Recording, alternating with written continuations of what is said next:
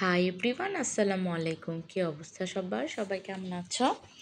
আশা করি সবাই ভালো আছো। আলহামদুলিল্লাহ, আমরাও ভালো আছি। ওয়েলকাম করছি আমার নতুন আরেকটি ব্লগ দেখার জন্য।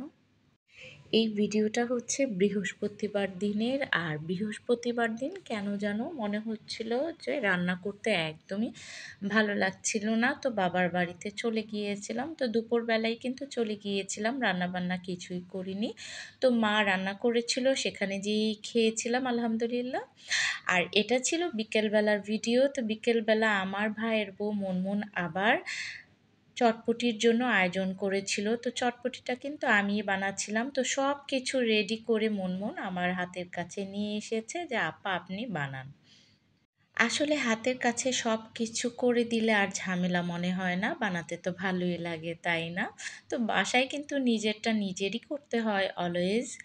আর মুনমুন যেহেতু করে দিয়েছে, আমার কিন্তু আর কোনো রকম কষ্টই হয়নি। তো দেখো চটপটিটা আমি বানিয়ে নিচ্ছিলাম। এর ভিতরে আমি প্রথমে তো ঘুগনিটা দিয়েই দিয়েছি, আলু দিয়েছি, আর দিয়েছি পাঁচফোড়নের গুঁড়া, আর দিয়েছি শুকনা মরিচের গুঁড়া, যেটা না দিলে একদমই মজা লাগবে না। কাঁচামরিচ দিয়েছি, পেঁয়াজ দিব আর একটু পরে। আর দিয়ে দিয়েছি, এই তো পেঁয়াজটাও দিয়ে দিলাম। আর দিয়ে দিয়েছি ডিম। আসলে চটপটির মশলা যা যা লাগে তো সব কিছু দিয়ে বানিয়েছি, একটু ঝোল ঝোল করে বানিয়েছিলাম। কারণ বাসায় এভাবে খেতে কিন্তু ভীষণ ভালো লাগে, আর বাচ্চারাও খাবে। তো দেখো এটা নিয়ে আমরা একটু হাসাহাসিও করছিলাম, বিট লবণও দিয়ে নিলাম। বাচ্চাদের ভাত খেতে দিলে বাচ্চারা কিন্তু ঝাল ঝাল বলে খেতেই চায় না। আর এই দেখো কতগুলো মরিচ দিলাম। তো এগুলো খাওয়ার সময় কিন্তু একটু ঝাল বললো না, খুব মজা করে কিন্তু বাচ্চারা খেয়ে নিচ্ছিল। তো এটা নিয়ে আমরা সবাই হাসাহাসি করলাম। তো দেখো আমি কিন্তু আরও কাঁচামরিচ দিয়ে দিলাম, আর তেঁতুলের টক যেটা, সেটা না দিলে তো চটপটি একদমই অসম্পূর্ণ। তো বানিয়ে সবাইকে আমি সার্ভ করে দিলাম। আর এই তো আমাদের বাসার বাচ্চা বাহিনী, এই তো এটা কিন্তু আমার ভাইয়ের বড় মেয়ে আফরিন। তো ওরা খেয়ে নিচ্ছিল, আমার রাজকন্যা, আর এটা আমার বোনের মেয়ে জান্নাত। আর একটু পরে আরেকজন যাকে দেখতে পারবে, এটা হচ্ছে আমার ভাইয়ের ছোট রাজকন্যা আফিয়া। তো মাশাল্লাহ বলতে কিন্তু ভুলবে না। আর আমার চটপটিটাও আমি খেয়ে নিচ্ছিলাম। আর আলহামদুলিল্লাহ চটপটিটা কিন্তু ভীষণ মজা হয়েছিল। আর এদিকে আমি আবার একটা নাস্তা বানিয়েই নিয়ে গিয়েছিলাম, এটা হচ্ছে ফিশ ফ্রাই। তো তোমাদের একদিন এটার রেসিপিও দিয়ে দিব ইনশাল্লাহ। তো আমার বোন আবার ভেজে নিচ্ছিল। তো এটাও খেয়ে রাতের বেলা আবার খাওয়া দাওয়া শেষ করে, আর এটা হচ্ছে আবার শুক্রবারের ভিডিও। তো বাসায় চলে এসেছি। আর বাবার বাড়িতে গেলে কিন্তু আমার শ্বশুর বাড়ি থেকে আমার বাবার বাড়ি কিন্তু বেশি দূরত্ব না, 20-30 টাকা রিক্সা ভাড়া।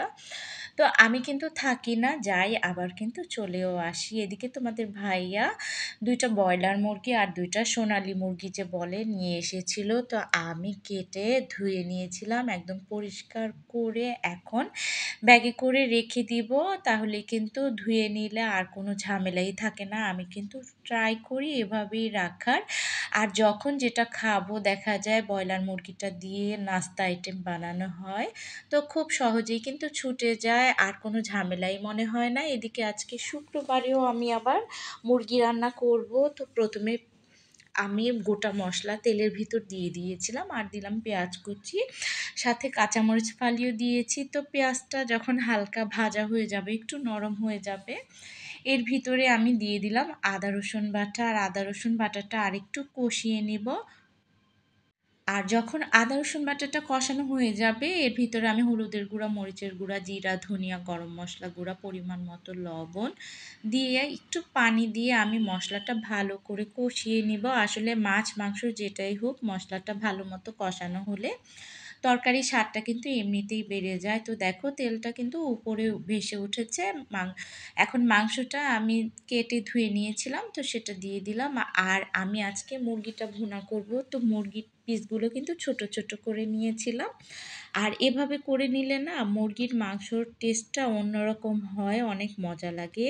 মাংসের ভিতরে একদম মশলাটা ঢুকে ছোট, ছোট করে ভুনা করলে। আর বেশ কিছু কাঁচামরিচ আমি ফালিয়েও দিয়ে দিলাম। আর এই কাঁচামরিচের ফ্লেভারটা কিন্তু অনেক মজার হয়। তো তোমরা চাইলে কম বেশি করে নিতে পারো। আসলে সবার রান্না তো এক না, একেকজন একেকভাবে রান্না করে। তো আমি যেভাবে করি সেটাই তোমাদের সাথে শেয়ার করছি। তো আজকে পাতলা ডাল রান্না করেছিলাম আর একটা বড়া বানিয়েছিলাম মাংস দিয়ে আর ডাল দিয়ে। বড়াটা কিন্তু খুবই মজার। তো তোমাদের সাথে আরেকদিন আমি ডিটেলসে শেয়ার করব ইনশাল্লাহ। বড়াটা কিন্তু খুবই মজার হয়েছিল আর একদম গরম গরম গরম ভাতের সাথে গরম গরম বড়া খেতে কিন্তু অসাধারণ হয়েছিল। তো আজকের ব্লগটা কেমন লাগলো অবশ্যই কমেন্ট করে জানিয়ে দিও। ভালো লাগলে প্লিজ লাইক কমেন্ট শেয়ার করে দিও। সবাই ভালো থাকবে, সুস্থ থাকবে, সাবধানে থাকবে। ফিরে আসবো অন্য ব্লগ নিয়ে। আল্লাহ হাফেজ।